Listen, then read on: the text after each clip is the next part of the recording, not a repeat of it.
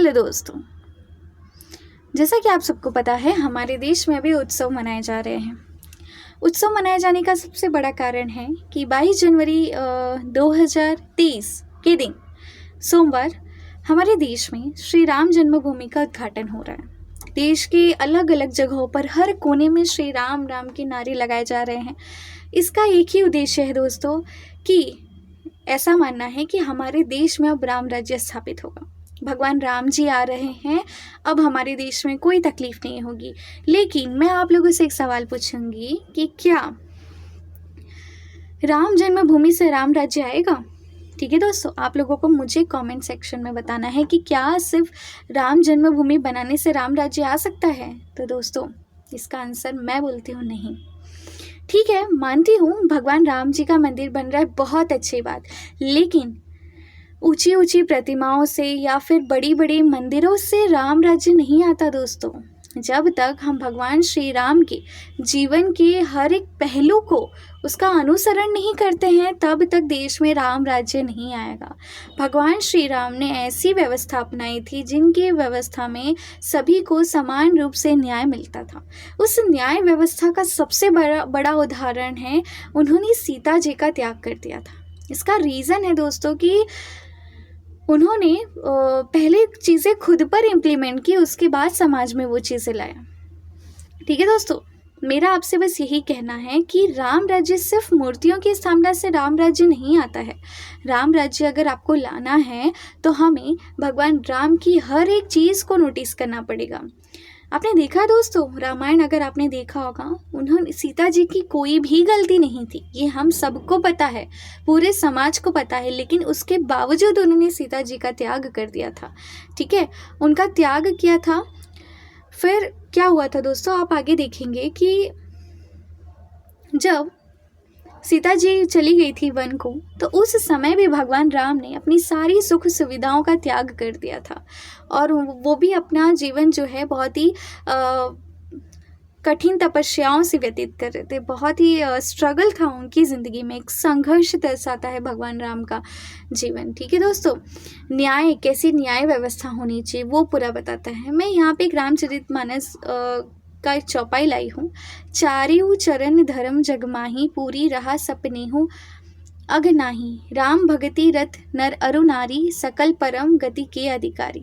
ठीक है, क्या बोला गया है दोस्तों कि धर्म अपने चारों चरणों, जिसमें सत्य, शौच, दया और दान से जगत में परिपूर्ण हो रहा है।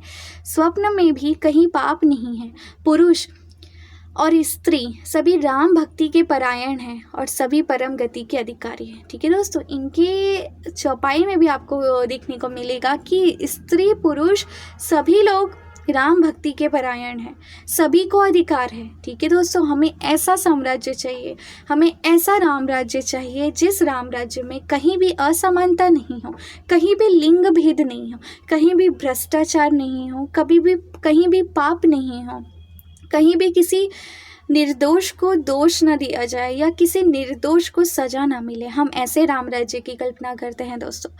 ठीक है, आपको पता है आज के समय में ह्यूमन ट्रैफिकिंग, मानव की क्या होता है, चोर बाजारी, ठीक है, इंसानों को बेचा जाता है। तो दोस्तों मैं क्वेश्चन करती हूँ कि वो समय कब आएगा कि जब हम इन सभी चीज़ों से उबर कर ऊपर आएंगे, अपने देश में एक समानता लाएंगे। अपने देश को सिर्फ मंदिरों से राम राज्य हम नहीं ला सकते दोस्तों, हमें खुद में भी अपने विचारों में परिवर्तन लाना होगा। विचार का परिवर्तन ही राम राज्य का उदाहरण है। किस प्रकार हमारी जो भी नेता लोग हैं उन्हें किस प्रकार की चेंज या परिवर्तन लाने की आवश्यकता है, ये सभी चीज़ों को हमें देखना होगा। अल्प मृत्यु नहीं कवनियों पीरा, सब सुंदर सब बिरुज शरीरा, नहीं दरिद्र को दुखी न दीना, नहीं को अबुध न लक्षणहीना। अर्थात छोटी अवस्था में मृत्यु नहीं होती दोस्तों, न किसी को कोई पीड़ा होती है, सभी के शरीर सुंदर और निरोग है, न कोई दरिद्र है, न कोई दुखी है और न ही दीन है, न कोई मूर्ख है और न शुभ लक्षणों से हीन है। वो है दोस्तों राम राज्य, ऐसा साम्राज्य जहाँ पर अगर कोई एक व्यक्ति दिन में अगर उसे भोजन ना मिले तो वो राम राज्य नहीं है। सिर्फ दिन में ही नहीं, पूरे समय में अगर उसे एक वक्त भी भोजन नहीं मिलता तो हम राम राज्य की कल्पना नहीं कर सकते दोस्तों। ठीक है, मैं मानती हूँ कि उत्सव मनाए बहुत अच्छी बात है, लेकिन उत्सव मनाए अंत में लक्ष्य यही होना चाहिए हम सब का कि जो राम भगवान है उन्होंने अपने जीवन में जो भी परिवर्तन लाए थे, कैसे उन्होंने बताया कि एक नम्र और ज्ञानी इंसान ही देश समाज को बदल सकता है, कैसे उन्होंने विनम्र होकर रावण जैसे महान ज्ञानी पुरुष का उन्होंने वध किया था। ठीक है दोस्तों, इनकी ये विशेषताएं हैं, ये सारी विशेषताओं को हमें अपनाना चाहिए अपने जीवन में। बस मैं आपसे चाहती हूँ कि आप मेरी इस वीडियो को लोगों तक शेयर करें ताकि लोगों को चीज़ें समझ में आ सके कि किस तरह से हम अपने देश में राम राज्य ला सकते हैं। बहुत सारी पुस्तकें आप पढ़ सकते हो या आप मूर्ति देख सकते हो। आपको पता है दोस्तों, हमारे देश ने ना बहुत सालों की लड़ाइयाँ लड़ी हैं राम राज्य लाने के लिए। राम राज्य का मतलब है कि राम भगवान को उनके जन्मभूमि में स्थापित करने के लिए, एक राम भगवान के लिए उन्होंने इतनी लड़ाइयाँ लड़ी दोस्तों। तो क्या हम लोग अपने उस राम जी की जन्मभूमि को राम राज्य नहीं बना सकते? ठीक है, और वो कैसे बनाना है, वो सिर्फ एक व्यक्ति की मदद से नहीं बनेगा दोस्तों। हमें सभी लोगों को एक साथ मिलजुल कर इस पर्व को आनंद और उल्लास के साथ मनाना चाहिए ताकि आगे इतिहास में भी ये साक्षी हो पाए कि कैसे हार न मानकर हम जीत हासिल कर सकते हैं दोस्तों। और बुराई के सामने अच्छाई के सामने बुराई को झुकना ही पड़ता है दोस्तों। ये हमारे भगवान श्री राम की सुंदर तस्वीर है। ठीक है दोस्तों, आप देख सकते हो, हमें सिर्फ तस्वीर ही नहीं देखना है, इनके जितनी भी चरित्र है उन्हें हमें अपनाना है। हमारा देश दोस्तों धर्म पंथ निरपेक्ष देश है। ठीक है, आप सबको पता है।